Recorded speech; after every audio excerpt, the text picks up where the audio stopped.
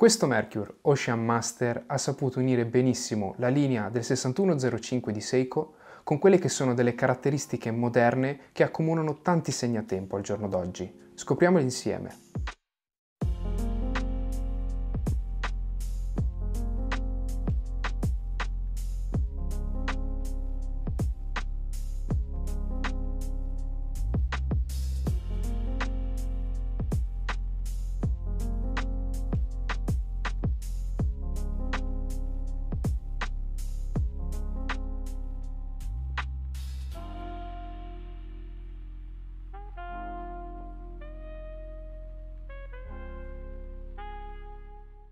Salve ragazzi, questo è PSQ Watches, benvenuti in questo nuovo video.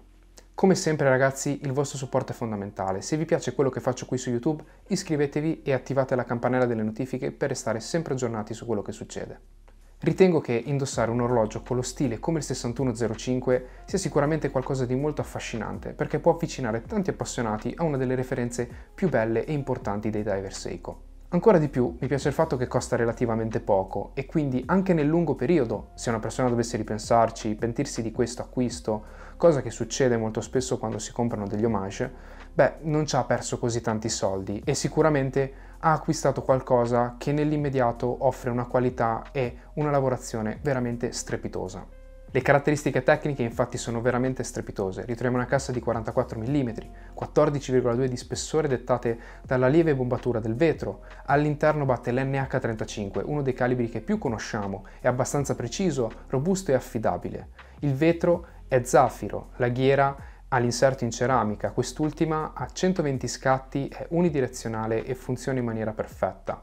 Peccato un po' per il grip che non è dei migliori. Corona e fondello ovviamente hanno il serraggio a vite. Il quadrante è tra le cose che più di tutte mi ha colpito. Ha una qualità sbalorditiva per il prezzo, curato in ogni suo singolo dettaglio, sfere grandi, indici applicati. È veramente un quadrante bello da vedere e perfetto nella lettura, con una finitura spazzolata sulle lancette che dona un effetto di luci molto particolare. Anche la luminescenza è veramente eccellente, come ben sappiamo Mercure ci ha sempre dato tanto sotto questo punto di vista. Un dettaglio non indifferente, e ci tengo a precisarlo, è la qualità del fondello, una lavorazione che non si vede mai a questo prezzo, e questo è segno di grande cura da parte del brand. In generale, tutto l'orologio ha veramente una qualità eccellente, la satinatura è impeccabile, anche la lucidatura e tutti i biselli presenti sull'orologio. Ogni singolo componente è veramente lavorato per essere bello esteticamente. Per me uno dei più grandi errori però è l'inserimento della ghiera bicolore, o meglio, più che errore è proprio una cosa che a me non fa impazzire. Altro difetto estetico è la scritta lock sulla corona, per riportare la stessa dicitura sulla corona del 6105, ma nel 6105 la freccia e la scritta servivano poiché la corona non era a vite. Infatti presentava un sistema particolare per il bloccaggio. Mercure avrebbe dovuto o fare la freccia nell'altro verso oppure eliminare direttamente la scritta. Nota però positiva di quest'ultima è sicuramente la presenza nel canotto di un piccolo anello rosso che ci permette di visionare quando la corona è aperta. Veramente una soluzione molto intelligente e anche molto bella esteticamente secondo me. Per quanto riguarda le rifiniture voglio mettervi qualche macro dei quadranti del mio SKX, del mio Citizen NY0040 o del mio Invicta. Potete ben notare che la cura di questo orologio è veramente superiore, ad esempio all'SKX o all'Invicta, e per me si piazza allo stesso livello di finiture del Citizen. Quest'ultimo, ci tengo a precisare, mi ha davvero convinto e penso che sia il miglior diver certificato entry level per rapporto qualità-prezzo. È veramente fantastico per lavorazione e rifiniture. Al di là delle caratteristiche tecniche che so che a tanti di voi interessano, parliamo un po' di più di come realmente vedo questo orologio. Come dicevo nel mio primo video qui su YouTube, dove parlavo degli omaggi e di come questi fossero veramente i migliori orologi per iniziare, mi ritrovo a vedere questo Mercure nello stesso modo. Quando ci ritroviamo ad essere alle prime armi e dobbiamo capire che cosa è meglio comprare, gli homage sicuramente sono un'ottima alternativa per imparare a studiare un determinato brand, un determinato modello, una referenza specifica e poter avere al polso più o meno lo stesso orologio. Dico più o meno perché questo Mercure, a differenza di altri homage che troviamo sul mercato del 6105, offre comunque delle qualità estetiche che lo discostano un pochettino dall'originale e soprattutto, secondo me, sono più coerenti con quelle che sono le qualità costruttive dell'orologio stesso. Allo stesso tempo mi sento di consigliarlo anche a tutti quegli appassionati, ad esempio come me, che amano il marchio Seiko, che ammirano e vorrebbero un 6105 in collezione, ma si ritrovano molto spesso sul mercato soluzioni troppo costose, come la riedizione che hanno fatto in serie limitata da circa 3.500 euro, o il modello vintage, che anche questo si trova oramai sempre a prezzi più alti, oppure la prossima uscita di Seiko che costerà all'incirca sui 1.000 euro. In questo caso io tollero gli homage, proprio perché possiamo avere al polso un orologio con un fascino veramente interessante, con la sua personalità, con una grande qualità costruttiva ad un prezzo veramente basso. Questo Mercury riesce quindi a offrire tutto lo stile di casa Seiko, la stessa identica cassa con qualche tocco moderno ed in generale una qualità imparagonabile in questa fascia di prezzo. Non mi sarei mai aspettato di godermi così tanto questo orologio.